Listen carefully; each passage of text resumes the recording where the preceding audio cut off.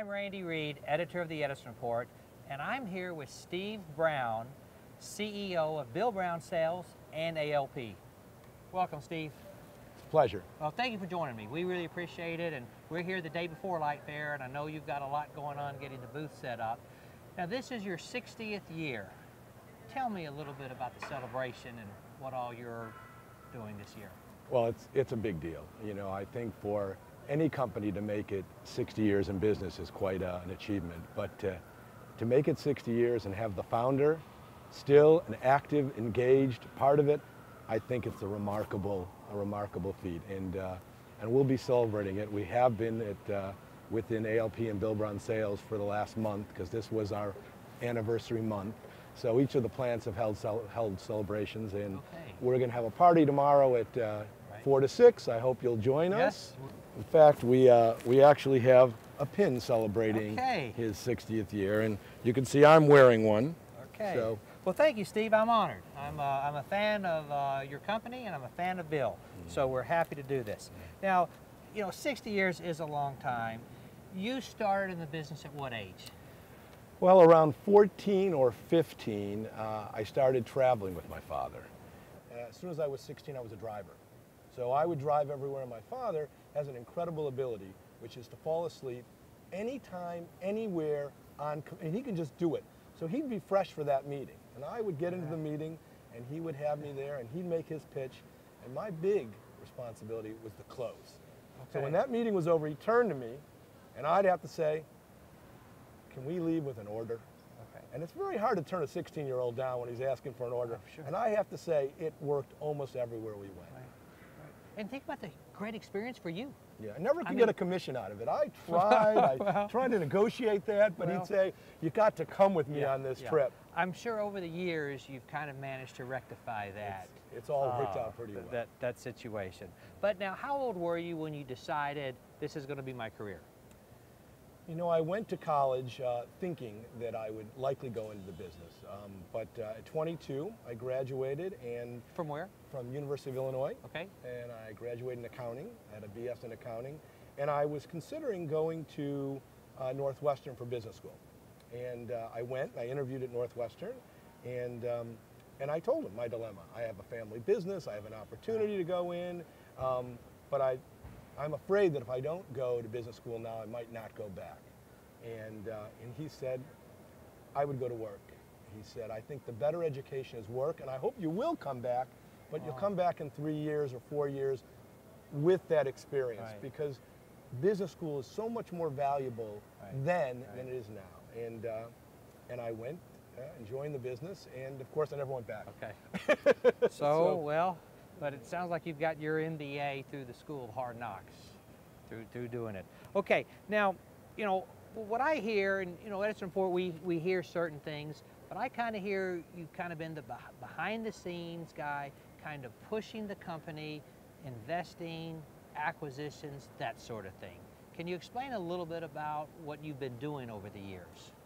I would say that the difference in dynamic between my father and myself is he's been an organic salesman, growing the business internally through sales. And as he's driven sales, it's caused us the need to increase our capacity somewhere or grow our manufacturing base or our representation base. And I looked at it a little broader maybe than that and thought we can grow it not only organically but through strategic acquisitions. And so I would think that's really, they're more of a subtle change than it is significant. Certainly we've always reinvested the money. My father and the family have a real commitment to the business, and so we've never taken money out of the business. It's always what we make, we put back into the business, and we try to grow the business through that. So. And your sales, your annual sales now? Well, you know what, collectively Bill Brown Sales and ALP is somewhat less than 500 million. Wow, I had no idea. Yeah. Well, I think we're one of the well-kept secrets of the lighting business. Now, Steve, I've never quite understood, why did you keep the company separate, Bill Brown Sales and ALP? Why not just put one big happy, it is one big happy family, why not one big company name? It is one family, but you know, the business was started as Bill Brown Sales in 1955. And my father selling ballast out of the trunk of his car. My father was a rep. He had taken a group of companies that didn't have sales force, and he was their sales force. He brought to market. And in the early 70s, we had a financial downturn, not so dissimilar than 2007. Maybe not as severe, but similar. And so a lot of companies looked for ways to cut their expenses. And you know, as stupid as it sounds, that you'd say, why would you cut your sales force? A lot of companies were looking at their cost and said, we could hire someone for less than we pay Bill Brown and Bill Brown Sales to be a rep for us. And they negotiated. They came and said, can we cut your commissions? Can we do this? One even offered him employment. Those weren't, none of them were good options. And so we lost 3 companies and we started ALP. And the premise of ALP at that time was, here was a company that we would represent, and as long as my father and my mother could get along, they would never fire us. And ALP really was started then. I think he thought he'd only be a distributor. He'd buy and resell, but now, with sales came growth. When I think of ALP, I think of the old parabolic, the old egg crates. Is that kind of where it started? Well, it certainly started there. It was the egg crate and the plastic parabolic louver were the foundational to our business. Okay, I remember hard to those believe days. that today that represents less than 1% of our total sales. Wow. But at one point that was 80% of our sales. Okay, that is amazing. So if you look at kind of transition, LED, you know, how has that impacted? And you know, I know I'm in Nashville. You've got a facility in Dixon, I believe, that's correct. that used to do a lot of HID reflectors. I don't know if you used to do, but how have you guys managed the transition? Well, we're managing the transition. Okay. It is an evolving process. You know, I told a story at our 50th. We had a Grand Central Station party, and I put up a picture of a lighting fixture. It was a strip from 1955 when my father started the business. And I said, this was the most popular lighting fixture in 1955. And then I showed a picture of the most popular lighting fixture in 2005. And it was a strip. Instead of having an 1.5 inch diameter lamp, it had an 1 inch diameter lamp, a T8. And so you it's 20 years, right? 50 years. Oh, 50 years. Oh, excuse me. Yeah, 50 years. 1950 to 2000. Okay. And it spoke to the fact that you could invest a lot in tooling in a business that was so stable. It wasn't changing year to year. And now we enter a business that's like the electronics world, where it's not only changing in a year, it's changing in 6 months. Things are evolving. As we're coming out with one generation, there's already another generation nearly ready to be released. And so we've had to adapt and change. And so we put a lot of money in the last few years into our tooling capabilities. We are now building injection molding tools in 2 to 3 weeks.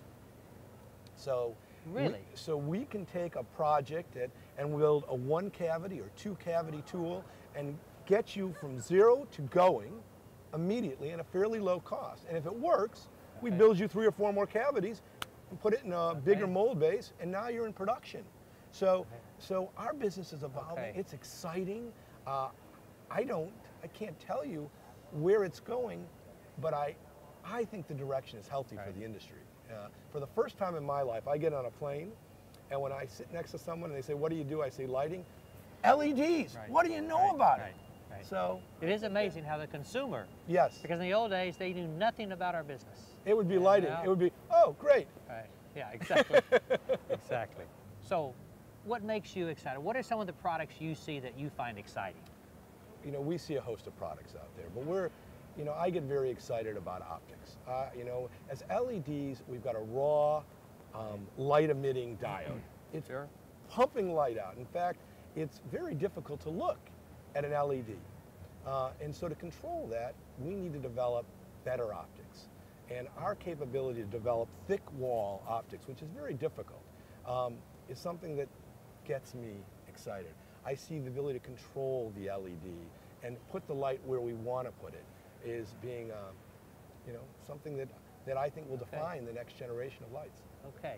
How about controls, Internet of Things? How important is that? And are we really making progress on the control front? I think we're making huge progress, and the lighting fixture will be the hub. So what you're going to see, I believe, and what you're starting to see is that the lighting fixture will be so much more than a lighting fixture. Right. It is going to be the central. It can control video. It will control sensing of the space. It will define how you get to the space. I see you driving into a parking lot at Home Depot and punching in a hammer. And it will not only take you to the hammers, the section with the hammers, it will show you what level they're at. And then it will send that information back to the guy selling hammers or manufacturing hammers. Real time. So you'll be talking about the light fixture as a revenue generator. You know, I think the next generation is mind-boggling. And I think it adds value. So now we're not talking about how do you make the cheapest light fixture. Thank goodness. How do you make the one with the greatest value? Okay, interesting. Now, I want to go back to your dad. It's a father-son team. A lot of times a son will come in, take over a business, it doesn't go so well. Tell me about a disagreement with Bill, and how does that work? Well, he's a dynamic personality, so disagreements are interesting. But I will tell you this, that my father has invested greatly in having his sons in the business. Both myself and my brother are active parts of the business, and I think that's a priority for him. So through the years, our biggest disagreement, believe it or not, is that he wants to go to the same Chinese restaurant every single day of the week. Okay. And he's taking me there. Yeah, he's taking me there. I love it. I love the restaurant, but a day a week is fine with me. So we fight that out every day, and I have to tell you, I have yet to win. So if that speaks to anything, you have a sense. All right, one last question. Who is more famous, your father or your son? Well, I know my father doesn't have 50,000 followers on Twitter, but in the lighting business, my father is about as famous as you can be. Outside the lighting business, I'm pretty sure my son is got him. And tell our audience a little bit about Jason. Yeah. Well, I've got 3 great kids. So all right. I'll start with that. I've got a daughter who is graduating Tufts in about a week. Okay. Congratulations. You're getting a raise. I'm looking forward to that. And I have a youngest son who is 17 and is probably the one that will come into the business. You know, he just bought his first business. He bought a student tutoring business. At 17? And I'm very proud of him. Yeah, it was and not just a little investment. He made an investment to buy a business with a partner, so I think that's exciting and speaks to his vision for the future. And my son Jason, who is the world #4 skater in the world this year, just recently. Wow.